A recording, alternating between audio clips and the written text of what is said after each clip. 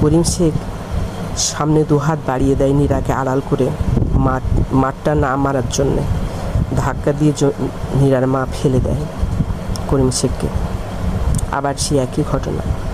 নীরা বলে, তার সৎমাকে থামানোর জন্য চিৎকার করে বলে, বাবা তোমাকে কালকে জমিদার গিন্নি ডেকেছে।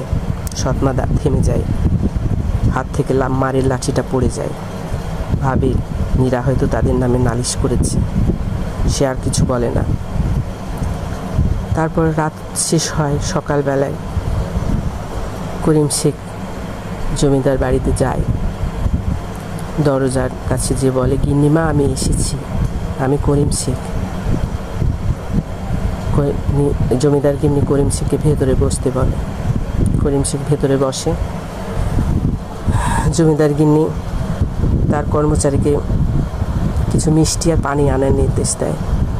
করিম শেখের সামনে এক প্লেট ভর্তি রসগোল্লা আর এক গ্লাস ঠান্ডা ফ্রিজের পানি দেখে করিম শেখ হতভম্ব হয়ে যায়।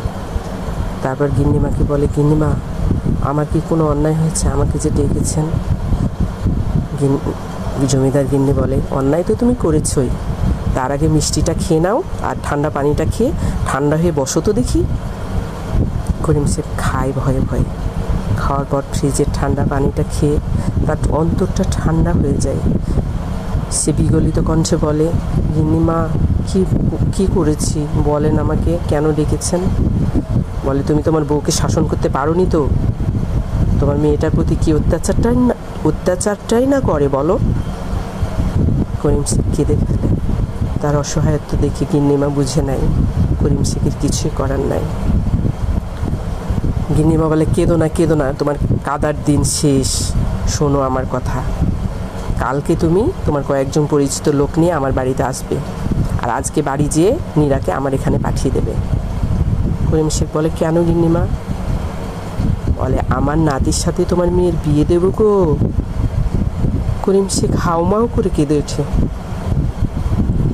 আপনি কি আমাকে ঠাট্টা করছেন গিন্নিমা? আমি গরিব বলে? গিন্নিমা হেসে ফেলে, বলে, ছি করিম শেখ, আমি জমিদার গিন্নি, আমি কি কখনো ঠাট্টা করি কারোর সাথে? আমি তোমাকে সত্য কথাই বলেছি। আমার নাতির আসে আজকেই বিলেত থেকে ফিরেছে, তার সময় নেই, 3 দিনের জন্য এসেছে আমারই টেলিগ্রাম পেয়ে, তাই কালকে আমি ওদের বিয়ে দিতে চাই। করিম শেখ খুশিতে ডগমগ হয়ে ছুটতে বাড়ি যায়।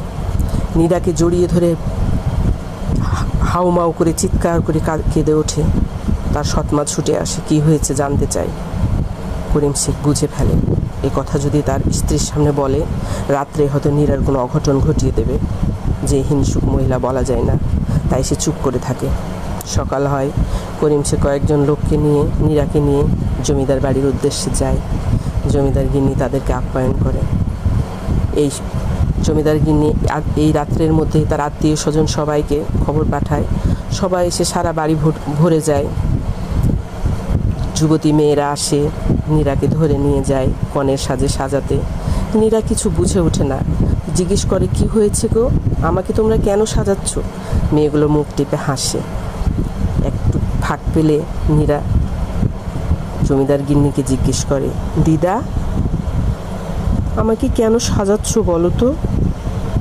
জমিদার গিন্নি বলে, কেন, তোর যে বিয়ে তোকে বাবা তোকে বলেনি? নীরা বলে, কই না তো। জমিদার গিন্নি বলে, তোর আজকে বিয়ে।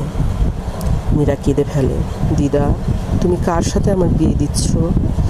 জমিদার গিন্নি বলে, কেন রে, তুই যে আমার সতীন হচ্ছিস? নীরা বলে, কি যে বলো না দিদা, বলো তুমি কার সাথে আমার বিয়ে দিচ্ছ? জমিদার গিন্নি হেসে ফেলে, বলে, একটু পরেই দেখতে পাবি হতচ্ছাড়ি, যা। নীরা কনের সাজে অপেক্ষা করে আর ভাবে, আমার সাথে কার বিয়ে হবে? দিদা কার সঙ্গে আমার বিয়ে ঠিক করেছে? না জানি কোথাকার কোনো কেউ বুড়ো হবে। এই 7-5 ভাবতে ভাবতে তার ভীষণ ভয় করে। এক সময় সে দেখে তার সামনে রাজপুত্রের মতো এক সুদর্শন যুবক দাঁড়িয়ে আছে। সে তার দিকে চোখ তুলে তাকিয়ে থাকে, ভাবে সে স্বপ্ন দেখছে। নিজেকে খুব জোরে একটা চিমটি কাটে। চিমটি কেটে ওহ করে ওঠে। তারপর আবার তাকায়, দেখে না, সত্যিই একটা সুন্দর রাজপুত্র তার সামনে দাঁড়িয়ে আছে। ছেলেটি তার দিকে তাকিয়ে মুচকি হাসে। তারপর বিয়ের আসরে সবাই গিয়ে বসে, নীরাকেও নিয়ে যাওয়া হয়। জমিদার গিন্নি কানে কানে চুপি চুপি বলে, এই রে সতীন, এই যে তোর স্বামী। নীরা কেঁদে ফেলে আনন্দে। বিয়ে সম্পন্ন হয়। নীরা ভাববে, এটা কি আমি স্বপ্ন দেখছি? এই স্বপ্ন যদি শেষ হয়ে না যেত, আহা, আমার জীবন থেকে স্বপ্নটা যদি কখনো না ফুরোতো। এভাবে সে কাঁদতে থাকে। একসময় তাদের বাসর ঘরের সময় হয়। বাসর ঘরে যায়, তারা গল্প করে, নীরাকে বেশ কিছু প্রশ্ন করে রাশেদ। তারপর তাদের দিন রাত পার হয়। তারপরের দিন রাশেদকে চলে যেতে হবে। এর মধ্যে নীরার বাবাকে কে যেন টেলিগ্রাম করেছে তার ছেলের জমিদারগিনি বিয়ে দিয়ে দিয়েছে গরিবের এদের মেয়ের সাথে। বাবা টেলিগ্রাম করে মাকে, মা, আপনি কাজটা ঠিক করেন নাই। আমার একটা মাত্র ছেলে, আমি বিলেতে তার জন্যে অনেক বড় লেভেলের সুন্দরী কন্যা পছন্দ করে রেখেছিলাম। আপনি এটা কি করেছেন? আমি কালকেই আসছি। কিভাবে আপনি মেয়েকে আমার ছেলের ঘাড়ে চাপিয়েছেন আমিও দেখতে চাই। জমিদার গিন্নি রাশেদকে ডাকে, বলে, তোর বাবা টেলিগ্রাম পাঠিয়েছে, আসছে, তুই আজকেই চলে যা নীরাকে নিয়ে। রাশেদ সব কিছু গুছগাছ করে নীরাকে সাথে নিয়ে চলে যায়। প্লেনে টিকিট কেটে আবার বিলেত ফিরে যায়, কিন্তু বাবাকে কোনো ঠিকানা দেয় না। পরদিন বাবা ফিরে আসে, মাকে বলে, মা, আমার ছেলে কোথায়? মা বলে, তোমার ছেলে তো ফিরে গেছে বিলেত। মেয়েটাকে কি সাথে নিয়ে গেছে? তো তার স্ত্রী এসে তো সাথে নিয়ে যাবেই, জমিদার গিন্নি উত্তর দেয়। রাশেদের বাবা বলে, আপনি কাজটা ঠিক করেন নাই আম্মা। আমার বিনা অনুমতিতে আমার একমাত্র সন্তান, আপনি আমার সমস্ত স্বপ্ন ভেঙে চুরে খান খান করে দিয়েছেন। জমিদার গিন্নি বলে, তোমার মুখেও কথা মানাই না। একদিন তুমিও তো আমার স্বপ্ন খান খান করেছিলে। তুমি রাশিদার আম্মাকে যখন বিয়ে করেছিলে, সেও তো একটা গরিবের মেয়ে ছিল। আমার অনুমতি নাওনি, বিনা অনুমতিতে বিয়ে করেছিলে। সেদিন আমি কি পরিমাণ কষ্ট পেয়েছিলাম তোমার মনে আছে? অতএব ভুলে যাও। রাশেদের সঙ্গে তার যোগ্য স্ত্রী, রাশেদের সঙ্গে যার বিয়ে হয়েছে সে তার যোগ্য স্ত্রী বটে। রাশেদের বাবার আর কিছুই বলার থাকে না। তার মায়ের ওপর অভিমান করেছে, আবার বিলেত ফিরে যায়। এরপর রাশেদ তার স্ত্রীকে নিয়ে আসে, নীরাকে পড়ালেখা নিজে করায়, সব কিছু পড়ালেখা করিয়ে তাকে একদম যোগ্য করে। তারপর সে খুব ভালো লেভেলে একটা চাকরি পায়। চাকরি পাওয়ার পর একদিন নীরা বলে রাশেদকে, অনেক দিন তো হয়ে গেল, প্রায় 10 বছর, 9-10 বছর, কখনো তুমি বাবার সম্মুখে যাও না। সব সময় দেখি তুমি বাবার ছবিটা দেখো তোমার মোবাইলে। চলো না, আমরা বাবা মার সঙ্গে দেখা করে আসি।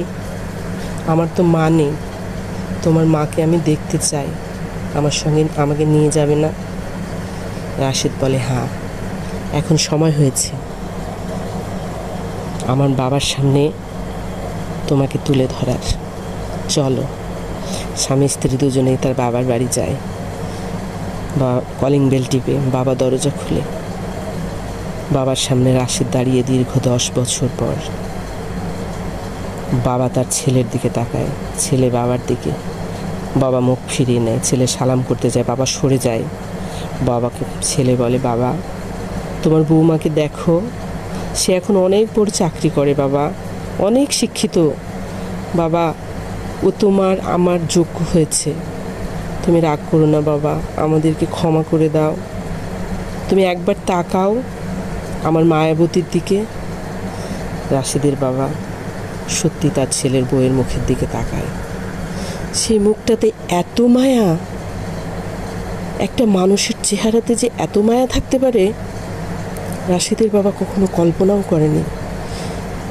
সে মেয়েটার মুখের দিকে তাকিয়ে তার চোখে পানি চলে আসে। সে ভাবে, কি করেছি আমি এতদিন আমার ছেলের উপর রাগ করে থেকে। সে ছেলেকে, ছেলের বউকে বুকে টেনে নেয়। তারপর তার স্ত্রীকে ডাকতে থাকে, ওগো শুনছো, আমাদের লক্ষ্মী ঘরে ফিরে এসেছে, এসো এসো, তাড়াতাড়ি এসো, ওদেরকে বরণ করে নাও। তারপর তাদের ছেলে, বাবা, মা সবার মিলন হয়।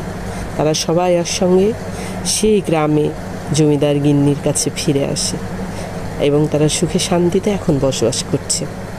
দর্শক, এখানে গল্পটা শেষ হলো। ভালো লাগলে, আপনাদের যদি ভালো লাগে, সেটাই হবে আমার সার্থকতা। ধন্যবাদ।